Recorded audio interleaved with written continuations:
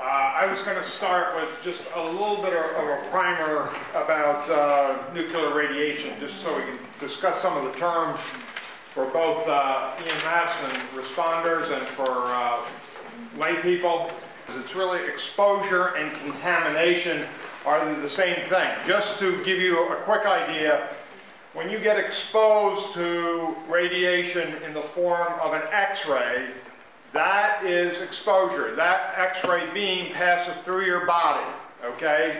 Once it passes through your body, it's done whatever damage it's going to do, if it's done any damage, okay? If it's very low dose, like in a chest X-ray, probably it's not doing much, okay?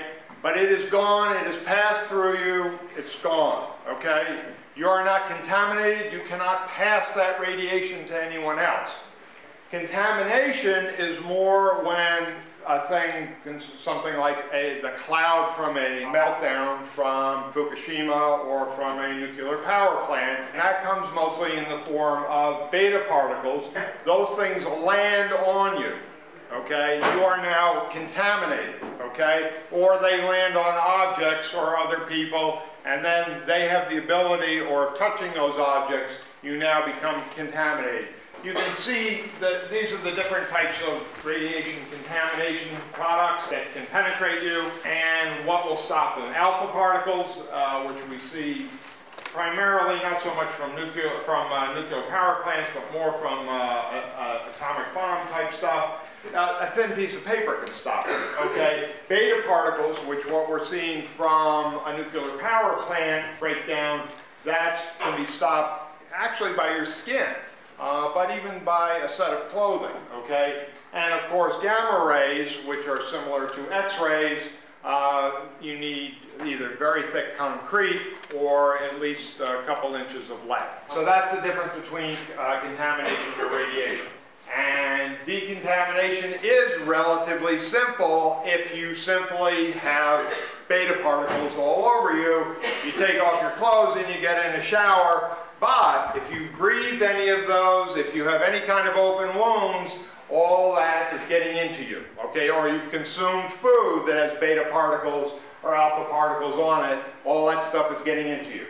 Okay, so what I'm going to tell you now is my experience taking care of one patient who was contaminated at Indian Point. I was working at Westchester Medical Center at the time. As a physician in the emergency department, we had gotten notified that a patient in the hot zone in Indian Point had, they were pulling the rods to inspect them, and what happens, there's a worm gear in there that pulls the rods. They are in a full suit, okay? They are protected. They are in a hot zone, okay? So they are protecting themselves, and they've got a breathing apparatus so that they cannot be exposed to beta particles which are in that hot zone. The worm gear grabbed this gentleman's foot, grabbed his boot, pulled him into the worm gear, crushed his foot, and violated his protective shoe. The local ambulance squad was called. They brought him out of the hot zone. They decontaminated him in the usual way, removed his protective outfit, showered him, and then they enclosed his damaged, his injured foot and contaminated area basically in several plastic bags. Okay, that was what was happening there at Indian Point. What was happening at our hospital was we went on full alert. Now, it was the middle of the day, okay? It was a weekday. So we have in that, it's a large, you know, the medical center is a #1 trauma center. In fact, it's the only trauma center and burn center in this area.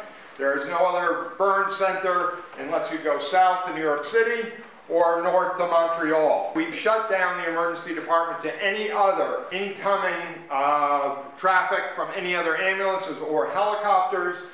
And we had a team of about 40 to 60 maintenance workers completely lay out we've always drilled for this, we had the equipment to do this, we basically put pads and mats all over the place and put right out to the ambulance entrance, right into a special room which we were going to take care of this gentleman. Okay, they arrived, he came in, we all got suited up. And we had all the backup from all our radiation people with a variety of Geiger counters. We had all the different dosimeters on at various levels on our body. And we had to first put in an IV. Well, you have to be careful when you put in an IV. He is not contaminated in that area, so that you would, if you stuck the IV in, you would bring the beta particles and contamination in.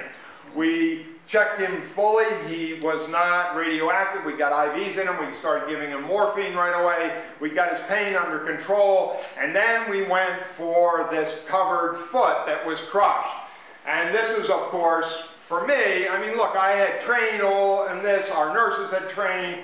But when the plastic came off and the Geiger counters started going like this, we all got, of course, very nervous. We cut off his shoe. It was contaminated and highly radioactive. We removed his sock, which is radioactive, and he had this crush injury with violation into his foot, and he was contaminated in there. And so what we had to do is completely wash him out, and then we would continue to check him with the Geiger counters until we got him down to background radiation, okay? Once we got him down to complete decontamination, okay, he's now treated as a regular patient. We then can move him out of that room and then send him off to X-ray and so on and so forth. This is a relatively minor traumatized patient that took up 4 hours, and we needed 60 people to basically set that thing up quickly and treat this gentleman. The point is that if there are seriously injured patients, okay, involved in a nuclear explosion, involved in any kind of nuclear contamination, if they're in a car wreck somewhere near a contaminated site, you're going to get these people who have serious injuries, who are now contaminated. They're going to quickly overwhelm the system. We could probably decontaminate 50,000 people in a day, 100,000 people in a day, if we got everyone working together and no one had family issues. But we certainly can't take care of 1,000. And if they are injured, it's a whole different ballgame. So the only point that I'm trying to make with just telling the story is that it's fairly complicated to take care of patients with an injury such as this. Oh.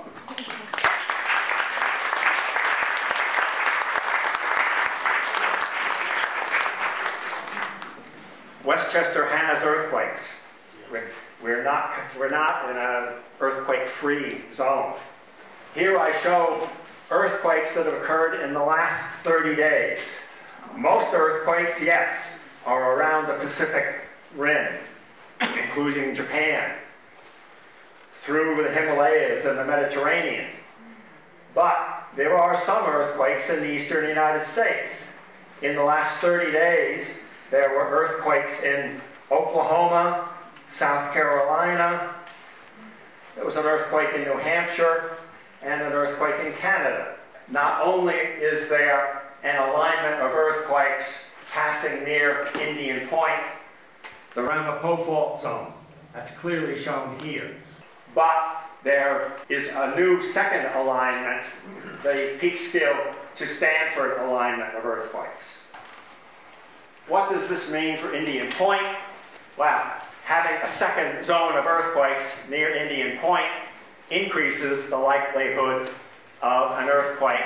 MSNBC took the Nuclear Regulatory Commission's data and crunched the numbers and found that Indian Point was the reactor in the United States most likely to suffer core failure as a result of an earthquake.